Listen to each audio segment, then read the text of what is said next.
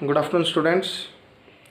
Today we discuss our next topic of chapter 4 executive, and the topic is state executive in India. In previous video we discussed about the role, power, function of the real executive, the prime minister, and the constitutional executive, the president. Today we discuss that who is the executive head of a state like as Haryana, and the head of the state is appointed by which person or personality. So let us start the next topic, and the topic is state executive in India. The head of the state in our country is the governor. अगर हम हरियाणा की बात करते हैं, Haryana is the state of India, and who is the head of our state? The governor, who is appointed by the president of India, and the head of state is appointed by the president of our country, India. However, just like the president, he is the nominal head. राष्ट्रपति जी की तरह राज्यपाल का भी role एक nominal head की तरह होता है, एक नाम मात्र के मुखिया की तरह होता है. The real executive authority is vested in the Council of Ministers headed by the Chief Minister. In the same way as like in the central government for the entire country, the government which run the entire country, that is central government, and we know that India has a parliamentary system of government on which the president is the nominal head and the prime minister is the real head. In the same manner, on the state level, the governor is the nominal head of a state and the real powers are vested in the Council of Ministers headed by the Chief Minister. So, for example, Manohar Lal Khattar is the real executive head of a state, and Satyadev Narayan Arya is the governor of Haryana state. The head of government in a state is the Chief Minister. He, along with his Council of Ministers, is responsible to the state legislature and can be removed by it. So, in a state, the head of the government is the Chief Minister, and the Chief Minister and Council of Ministers is responsible to the state legislature and can be removed by it. It means by the governor. The system of parliamentary democracy at the center operates in the state also. संसदीय जो लोकतंत्र व्यवस्था है वो राज्य स्तर पर भी हमारे देश के अंदर लागू की जा चुकी है. Like the prime minister, the chief minister is the leader of the majority party in the assembly. प्रधानमंत्री जी की तरह मुख्यमंत्री भी उस राजनीतिक दल से बनता है जिसका किसमें बहुमत होता है, राज्य विधानसभा में क्या होता है, बहुमत होता है. So we discussed that the parliamentary system of democracy is adopted not only on central level but on the state level also.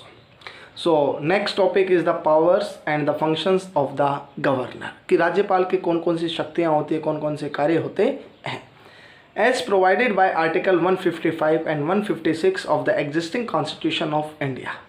भारतीय संविधान के अनुच्छेद 155 और 156 के तहत governors of the states are appointed by the president of India.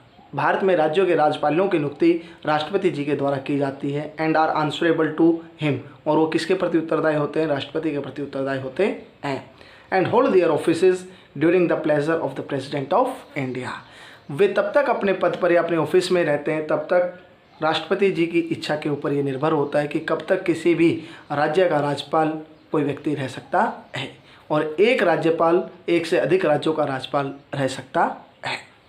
The governor thus is an appointee of the central government because we know that all the powers of president is exercised by the council of minister, because president is exercise his power on the advice of the council of minister headed by the prime minister. तो इस तरह जो governor होता है एक appointee, एक दूत की तरह काम करता है central government, and in so far as he acts in his discretion he shall be answerable to the union government, and the governor is answerable to the union government for his act. वो अपने किसी भी कार्य के लिए union government के प्रति उत्तरदायी होता है. A governor of a state has dual role. एक राज्य के राज्यपाल के दोहरी भूमिका होती है. The first is that of a constitutional head of the state bound by advice of his council of minister.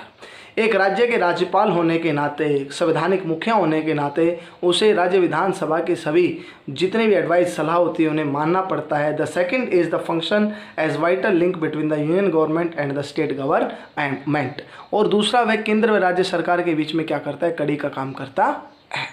The governor of a state is neither an employee of the union government, ना तो वो केंद्र सरकार का कोई कर्मचारी होता है, nor the agent of the party in power, और ना ही वह उस राजनीतिक दल जो सत्ता में होता है उसका कोई एजेंट होता है। His office is not subordinate to the Government of India.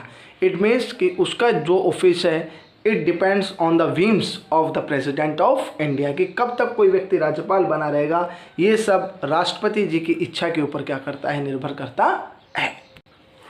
He is constitutionally head of the state, वह राज्य का संवैधानिक मुखिया होता है। In whom is vested the executive power of the state, और वह सभी कार्यकारी शक्तियों का प्रयोग करता है। And without whose assent there can be no legislation in exercise of the legislative power of a state. और जिस तरह कोई भी बिल बिना राष्ट्रपति जी की स्वीकृति के कानून नहीं बन सकता है, उसी तरीके से राज्य स्तर पर बिना राज्यपाल के एसेंट के, सिग्नेचर के कोई भी बिल क्या नहीं बन सकता है, कानून नहीं बन सकता है। एज पर आर्टिकल 200, अनुच्छेद 200 के अनुसार the constitution confers the governor with the power to assent, withhold assent, return for reconsideration और reserve for president's consideration any bill। अनुच्छेद 200 क्या कहता है कि किसी भी राज्य का राज्यपाल किसी भी बिल को क्या कर सकता है, रोक सकता है, उसको रिकंसिडर करने के लिए दोबारा स्टेट असेंबली में भेज सकता है, या राष्ट्रपति के साथ विचार विमर्श के लिए किसी भी बिल को अपने पास रख सकता है। So this power is given by which article, article 200।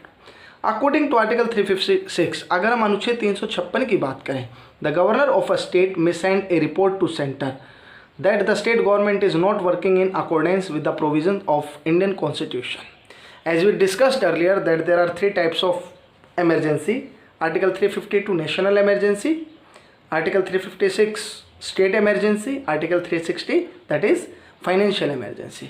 So here we are discussing about the state emergency. As you know that governor is working as a link between the central and the state government. So if any state government is not working as the provisions of the Indian constitution, then the governor has right to report to the central government that this government is not working according to the provisions of the constitution of our country India. Then what happened? In such a situation the president's rule is imposed in the state and the governor's power are enhanced। इस स्थिति में उस राज्य में राष्ट्रपति शासन लगा दिया जाता है, उस राज्य की राज्य सरकार को बर्खास्त कर दिया जाता है और राज्य के राज्यपाल की शक्तियों को बढ़ा दिया जाता है। If no party gets majority in the legislative assembly, अगर किसी भी राजनीतिक दल को राज्य विधानसभा में क्या नहीं मिल पाता है, बहुमत नहीं मिल पाता है, the governor uses his discretion in selecting the chief minister, तो राज्यपाल अपनी विवेकाधीन शक्तियों का प्रयोग करके मुख्यमंत्री की नियुक्ति कर सकता है। If A government loses majority in the legislative, अगर विधानसभा में कोई राजनीतिक दल अपना बहुमत खो देता है assembly and does not resign, और वो क्या नहीं करता है, अपना त्यागपत्र नहीं देता है, the governor can dismiss the government, तो राज्यपाल के पास ही ताकत होती है कि वह गवर्नमेंट को, सरकार को क्या कर सकता है, डिसमिस कर सकता है, बर्खास्त कर सकता है। A prior recommendation of the governor is necessary before the introduction of any money bills or demands for grant। किसी भी राज्य विधानसभा में धन विधेयक को प्रस्तुत करने से पहले राज्यपाल की अनुमति लेना आवश्यक है। जिस तरह सेंट्रल लेवल पे मनी बिल को इंट्रोड्यूस करने पहले से प्रेसिडेंट का जो परमिशन है उसका लेना आवश्यक है। As per article 161 the governor can grant pardon, reprieves, remission of punishments of the convicted person. राज्यपाल भी क्षमादान की शक्ति रखता है और वह किसी भी व्यक्ति की उम्र कैद या किसी भी प्रकार की जो डेथ सेंटेंस है उसको क्या कर सकता है, पार्डन कर सकता है, उसको माफ़ी दे सकता है।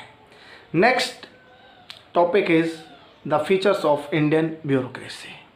We discussed about the state executive head, powers and functions of the governor, and now we start our next topic, and the topic is the features of Indian bureaucracy.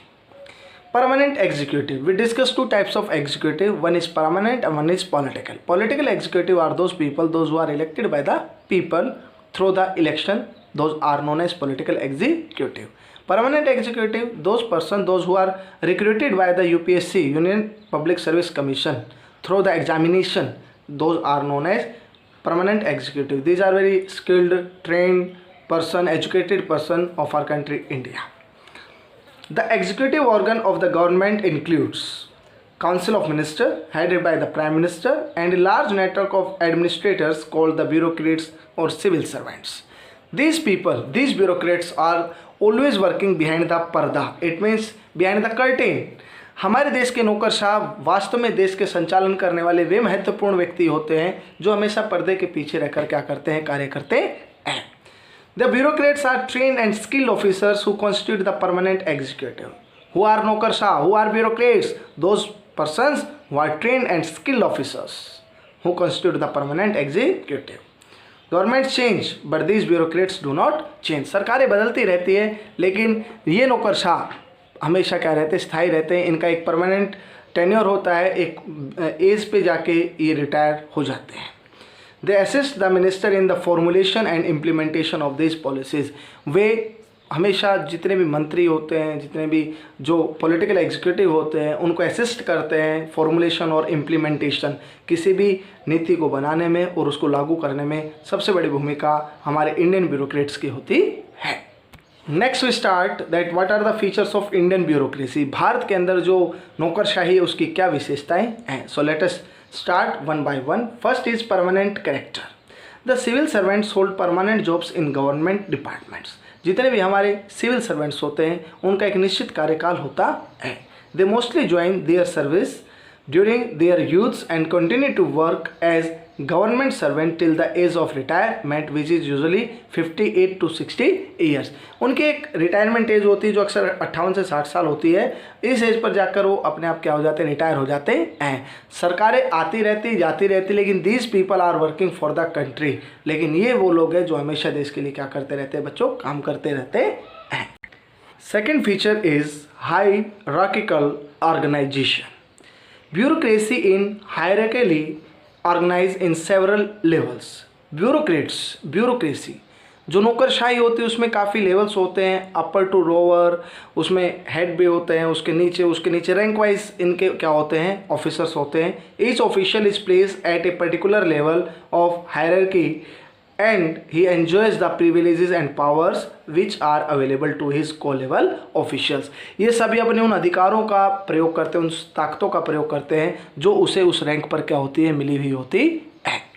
Next, non partisan character. The members of the bureaucracy are not directly involve in politics. ये नौकरशाह कभी भी राजनीति के अंदर प्रत्यक्ष रूप से या भाग नहीं लेते हैं. They can not join political parties and participate in the political movements. ना ये किसी राजनीतिक दल का हिस्सा बन सकते हैं और ना ही ये किसी राजनीतिक आंदोलन का भाग हो सकते हैं. Whichever party may come to power and make the government, the civil servants remain politically neutral.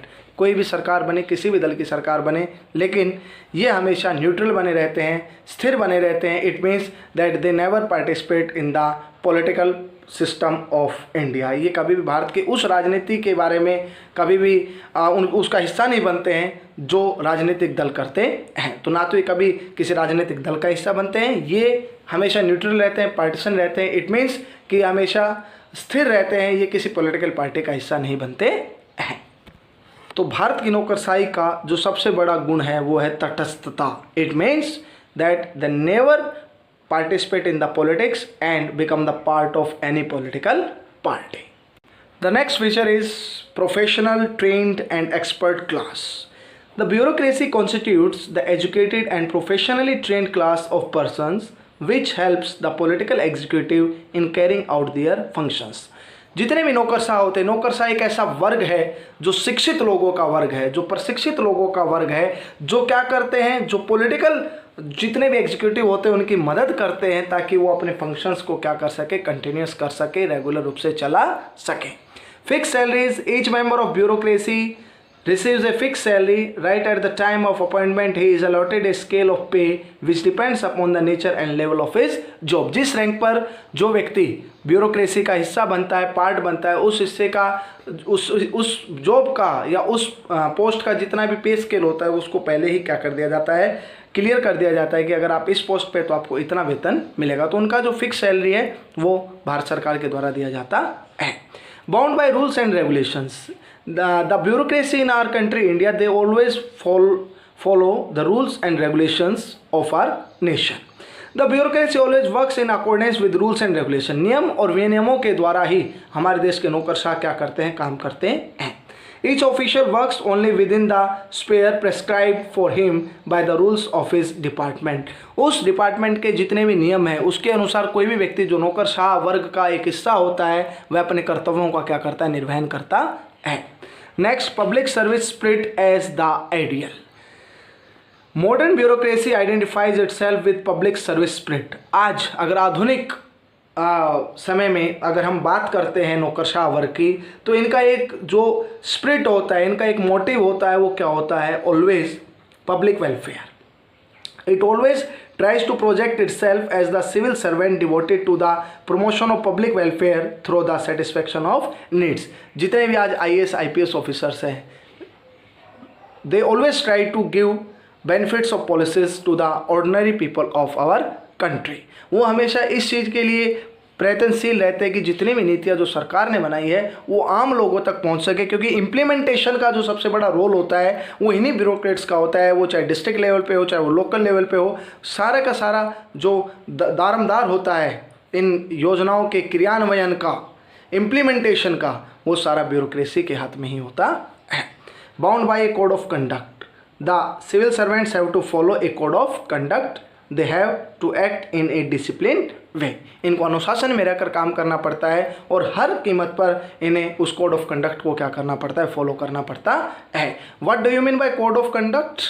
It is a set of rules and laws which are made by department of bureaucracy और by the Indian government. The next topic is that who constitutes the civil servants. The decisions of the ministers are implemented by the permanent executive called the civil servants। जितने भी निर्णय जो मंत्रीगण लेते हैं उनको implement करने का कार्य किसका होता है, नौकरशाहों का होता है। The bureaucracy is suppose to be neutral, ये तटस्थ होते हैं। In a democracy a new government may assume power after 5 years. It is the duty of the administrative machinery to efficiently and loyalty help in drafting of the policy and its implementation। सरकार कोई भी आए, हर 5 साल के बाद हमारे देश के अंदर चुनाव होते हैं। आफ्टर दैट कोई भी गवर्नमेंट बने, लेकिन हमारा जो एडमिनिस्ट्रेटिव सिस्टम है, ब्यूरोक्रेटिक सिस्टम है, उसकी एक ही लॉयलिटी होती है कि किस तरीके से प्रशासन को कुशलतापूर्वक चलाया जाए और नीतियों का क्रियान्वयन किया जाए। It means that how to implement the policy in efficient manner, it is the prime duty of our bureaucrats. So classification of the civil servants: all India services, central services and state services. In all India services, Indian Administrative Service, Indian Police Service. Central services, Indian Foreign Services and Indian Customs Services. State, Deputy Collector, State Traffic Officer. So how we can classify the civil servants into 3 groups. One is all India services, second is central and third is state. An independent body called UPSC, Union Public Service Commission, is interested with recruitment of the civil servants। इन नौकरशाहों की जो नियुक्ति का कार्य होता है through the examination, वो किसका होता है, यूपीएससी का होता है। Members of the public service commission are appointed for a fix term and can be removed only by an inquiry of the supreme court जज। जितने भी मेंबर जो यूपीएससी के मेंबर होते हैं उनको अगर उनके पद से हटाया जा सकता है तो केवल और केवल जब वो गिल्टी पे हों, जब वो किसी गलती पे हों और उनके किसके द्वारा इंक्वायरी हो, एक सुप्रीम कोर्ट के जज के द्वारा इंक्वायरी हो। If they are on fault so they can be removed from their post, तो उन्हें उनकी पद से हटाया जा सकता है। So students, this is the structure of the civil servants in our country India. So today we learn about the state executive head, the governor, the powers of governor and functions of governor, and then the features of Indian bureaucracy. Thank you and have a nice day.